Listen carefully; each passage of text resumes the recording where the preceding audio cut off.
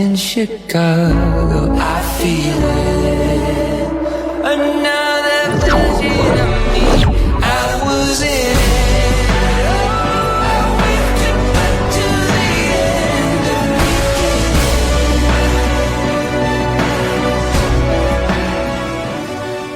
Hello everyone, today I just wanted to break down how I shot and edited that quick sports cinematic edit that you just saw. This was a spontaneous edit. There was no pre-production or planning that went into it. I got the idea when I heard the song mix during the Stranger Things finale. This mix was trending and I just thought to myself, I really need to make an edit. I'm going to go through the process of how I shot it, how I did the edit. We're going to go through frame by frame, looking at the effects, the sound design, and anything else that I need to cover. Okay, so now we're in my timeline. So I'm just gonna play it once and I'm just gonna go through the different sections that happens throughout the video. This edit took me about an hour, maybe two. The song was trending and as soon as I heard it, I knew I needed to make an edit like right away. Let me just play it for you guys.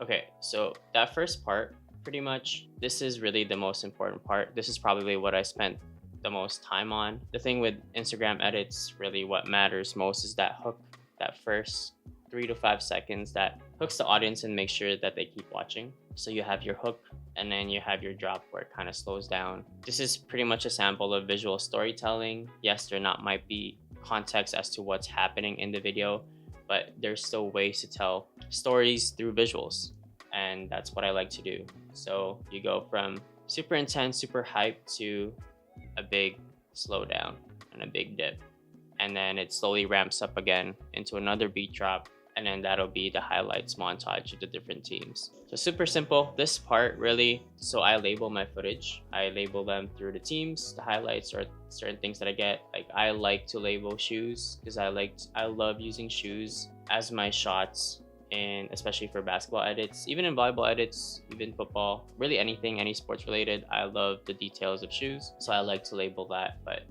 pretty much for labeling, I'll do the team names, and then the player name, and then if there's a highlight or something happened or something in the crowd, something on the bench. Doing this takes some time, but it saves you a lot of time when it comes to editing.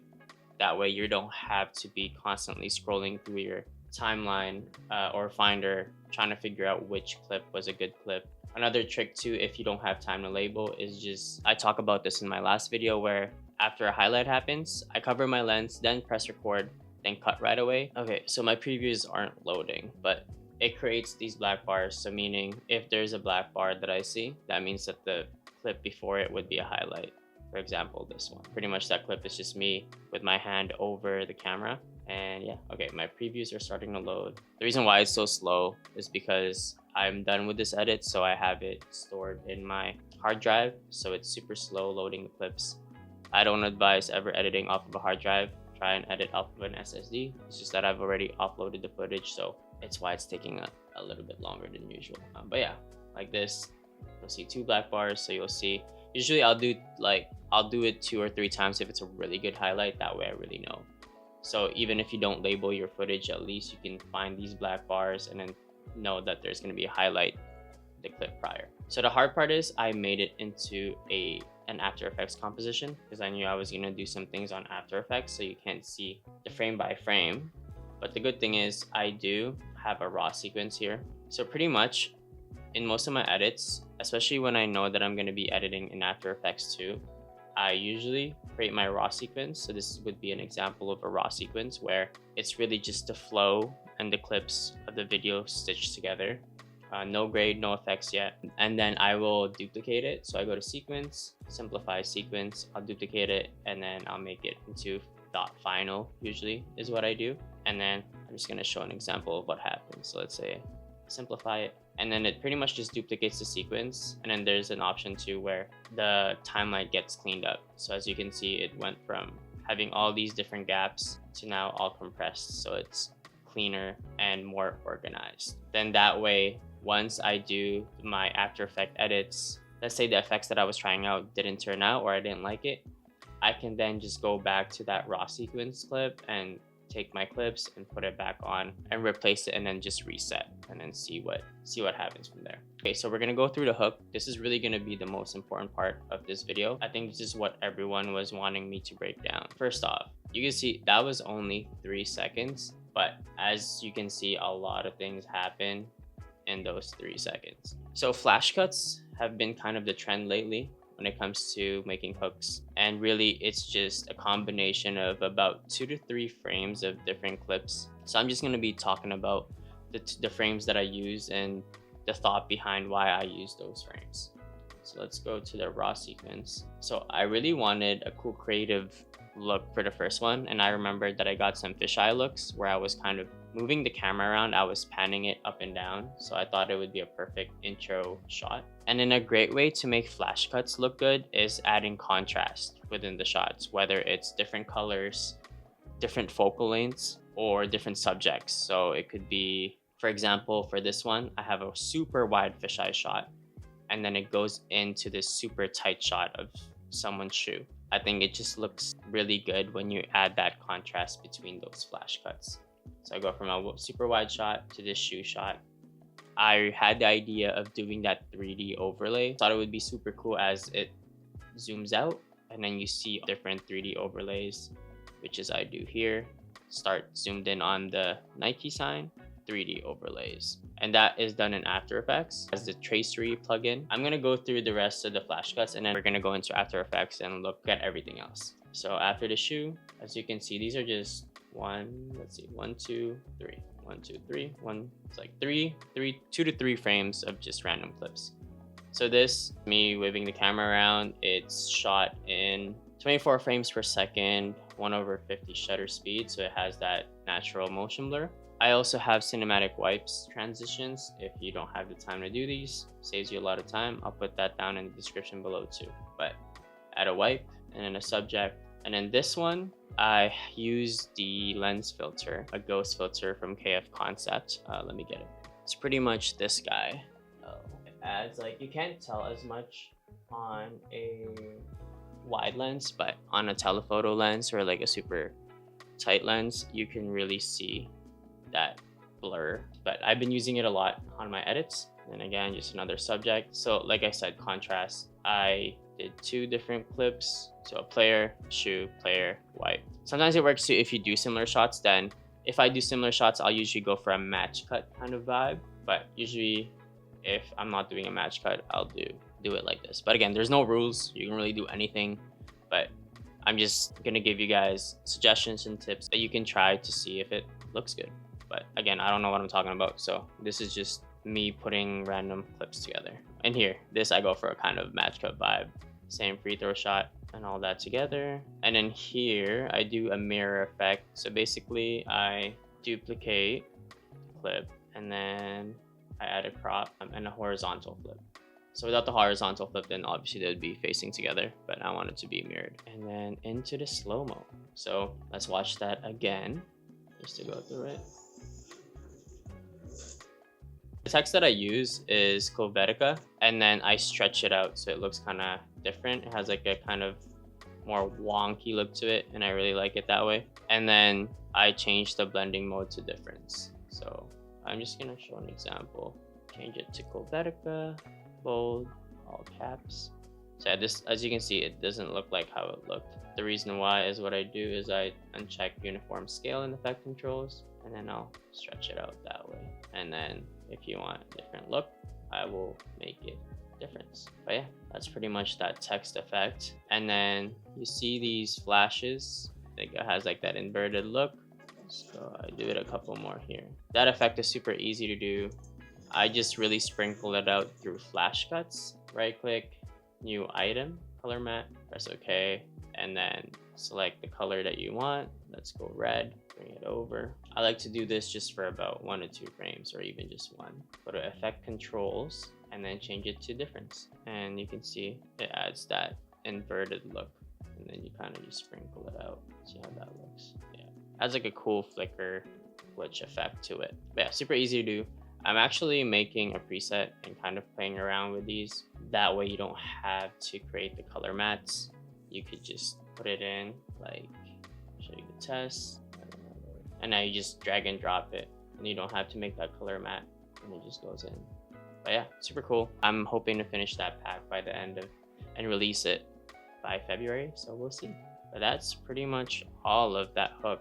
This one, just slow motion, pure, just 1%. So you can see it's in 1%. And then what you do is you right click, time interpolation, and make sure you have optical flow selected. Because if it's not, then it's gonna be like, yeah, it looks ugly. So you make sure optical flow is selected. This is filmed in 120 frames per second, so you get a much more smoother look, but it is possible with a 60 frames per second footage, maybe even 24 FPS.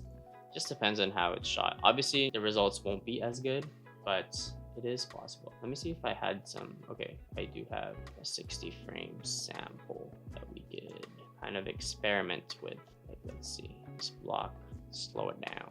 Let's go 1%. Oops, sorry, 1%. Change it to optical flow. So this one's in 60 frames per second, and it still does pretty well too.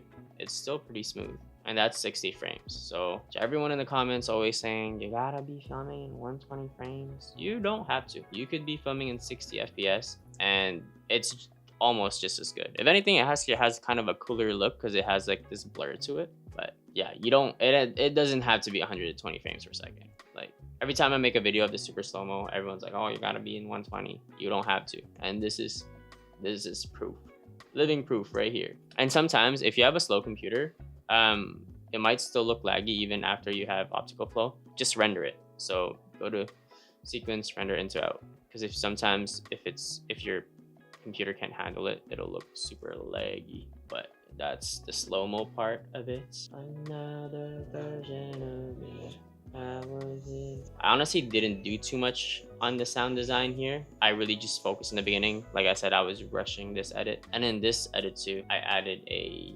posterized motion. I guess we're gonna have to go into After Effects now. But if you're scared of After Effects, honestly, don't be.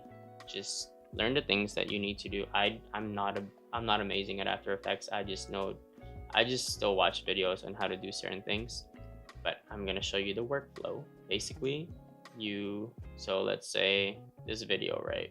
I wanted to do the overlay effect. I right click and replace with After Effects composition, and then it will open. I'm just gonna do an example. That way you guys can see. And then it will open After Effects. It didn't load anything, but usually it'll ask you to where you want to save it and everything, but it's because I already had After Effects open. So let's go through the tracery first. So here, this is the tracery effect. This is the key color. So this is what you select where you want it to track to. So I wanted to select the red because that was kind of like the accent color of the shoe. So I wanted to be tracking onto that. And it looks sick because it just reminds me of the Intro to Spider-Verse, like this effect itself. Like, it's so cool because it looks like there's like webs attaching to the different frames. So yeah, that's how you do the tracery. And then you could change the text, change the marker. You could take out the text. You could change the color, change the line opacity, line thickness, just all that. You can kind of just play around and try different things. But yeah, that was the main effect. And then here is the 3D overlay. Basically, make two views, and then there you could really see where the different frames are. And then you make a camera, and then you make it move so it has that, like, it looks like it's passing all through those different frames. Again, if these videos are way too quick, I can make specific tutorials for these videos. But basically, yeah, you make a camera, attach it to the null, and then zoom out as you reveal all the different frames. And then I added a noise and a blur onto the overlay frames just so they have some extra texture. And I activated motion blur, so as they move, it looks all blurry and cool. But yeah, that's pretty much the breakdown of that. Really super simple. Sorry, I'm saying everything is super simple, but it really is. It just takes some time. And then here you can really see it. I add some chromatic aberrations. I have the Red Giant Universe chromatic aberration, so it gives it that, like, you see the edges. Here, I'll turn it off so you can really see. Without and with, just gives it that extra cinematic feel, whatever cinematic means. And same here as The chromatic aberration, same here. And then the compilation. And yeah, I add a posterized time, turn down the frame. If you want it to be choppier, just bring down the frame rate. But yeah, that's about it. Been filming for 30 minutes, or give or take 26 minutes. That might have been way too long of a breakdown for this, so I might redo this, or I might just cut it up and go with it. A lot of the sound that I use here is from Ocular Sounds. I think this is the sound that really hooks people. I think this is what everyone asks me about, and it's pretty much so this sound effect is from Ocular Sounds. This is what it normally sounds like. Super long. So what I do is I speed it up. Yeah. I mean, this is from their Aperture pack. So Ocular Sounds, they make great sound effects. So go check them out. And then I add a lot of, during the flash cuts, I just add a bunch of hits and impacts. One way I do my sound design is usually I'll just mute the sound and then I'll just go through it and then kind of picture the sound that I'm hearing. So especially for flash cuts, I just think of like a bunch of type stuff. Like here, I think I want to do like 3 hits just back to back. And I think that's what I went for. So it's nice to contrast sound too. So I kind of add like 2 risers together. Like this one's like super high frequency. And then this one's kind of in the middle. So just adding a little bit of contrast there. And then let's do this. What is this one? So just a little low pass type whoosh. And then where are the hits? Oh, this one's just some texture. Yeah. So you kind of add like a low end texture there. Oh, this one, I wanted to add like kind of a glitch texture just because of the tracery stuff. And then, okay, now we're in the hits. So we get one big hit, add another hit, and then another, and then another, and then another. Yeah, I just be putting things together. And all of these are from Ocular Sounds as well, from their Quantum pack. So yeah, this is probably what took the longest during this edit, was doing this. But yeah, I know I quickly kind of just went through the sound design stuff and skimmed through it, but I think I will make a separate video for sound design. Any part or any section of the video that you guys need me to make a separate video for and do a full-on tutorial or breakdown, or overall, let me know what I can do better for these breakdowns. I don't know if it's going to be too long for you guys, or if it's just not still not enough detail and breakdown. Let me know down in the comments, and I will listen, and I will try and make a better video for the next one. Till then, go film something you love today. Oh, I am sweating.